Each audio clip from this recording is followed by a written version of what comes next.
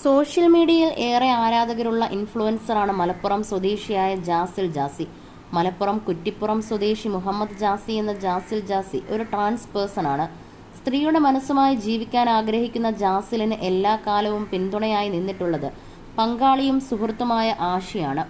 7 വർഷത്തോളമായി ഇരുവരും ഒരുമിച്ചാണ് താമസം. ദുബായിൽ ബിസിനസ് ഉണ്ട് ഇരുവർക്കും.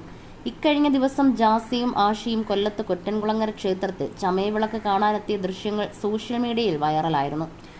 അമ്പലത്തിലെത്തിയ ജാസിയോട് സംഘാടകർ സംസാരിക്കുന്നതിന്റെ ദൃശ്യങ്ങളാണ് സോഷ്യൽ മീഡിയയിൽ ശ്രദ്ധ നേടിയത്. പുരുഷന്മാർ ആഗ്രഹ സാഫല്യത്തിന് പെൺവേഷത്തിലെത്തി വിളക്കെടുക്കുന്ന ചടങ്ങിൽ തന്റെ സുഹൃത്തിനെ ഒരുക്കാനായാണ് ജാസി എത്തിയത്.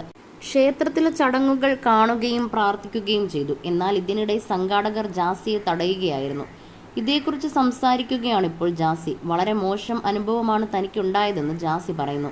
എനിക്കിതെല്ലാം കാണുന്നത് ഇഷ്ടമാണ്. സുഹൃത്ത് വിളിച്ചിട്ടാണ് വന്നത്. കൊല്ലത്ത് എനിക്കൊരു പ്രൊമോഷനും ഉണ്ടായിരുന്നു.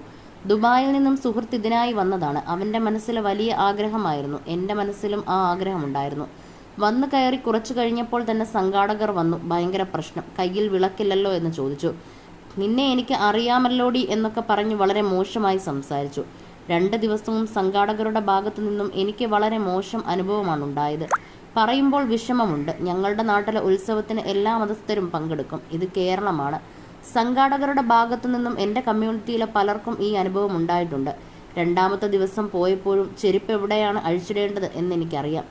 ചെരുപ്പ് അഴിച്ചിട്ട ഭാഗത്ത് എത്തുന്നതിന് മുൻപേ സംഘാടകർ ഇവിടെ ചെരുപ്പിട്ട് കയറാൻ പറ്റില്ല, ഇറങ്ങെന്ന് പറഞ്ഞു. അവിടെ നിൽക്കാൻ സമ്മതിക്കുന്നില്ല. ഞങ്ങളെയും ഇറക്കി വിട്ടെന്ന് സുഹൃത്തുക്കൾ പറഞ്ഞു. വിളക്കെടുക്കാത്തവർ പ്രാർത്ഥിക്കുന്നതിൽ എന്താണ് തെറ്റ്? 2ാമത്തെ ദിവസം പോയപ്പോൾ നേരത്തെ തടഞ്ഞ സംഘാടകർ ഞങ്ങളെ വൈറലാക്കിയല്ലോ എന്നൊക്കെ പറഞ്ഞ് രസകരമായി സംസാരിച്ചു. 2ാമത്തെ ദിവസം ഒരു വയസ്സായ ആൾ കള്ളുകുടിച്ചുവന്ന് മോശമായി പെരുമാറി. കൈപിടിച്ചു വലിച്ചു. ദേഹത്ത് തൊടരുതെന്ന് പറഞ്ഞു. അയാൾ കൈപിടിച്ച് വലിച്ച് ഇറങ്ങെന്ന് പറഞ്ഞു. ഒരു സ്ത്രീ ആയാലും ട്രാൻസ്ജെൻഡർ ആയാലും അനുവാദമില്ലാതെ ദേഹത്ത് തൊടാൻ പാടുണ്ടോ? ക്ഷേത്രത്തിനെതിരെയല്ല, സംഘാടകർക്കെതിരെയാണ് ഞാൻ സംസാരിക്കുന്നത്. ചെരുപ്പൂരാൻ പറഞ്ഞവർ എന്ത് വൾഗറായാണ് എന്നോട് സംസാരിച്ചത്. നോമ്പ് കാലത്ത് നീ അവിടെ പോയില്ലേ എന്നൊക്കെ കുറേ ഓൺലൈൻ ആങ്ങളമാർ കമൻ്റ് ഇട്ടു.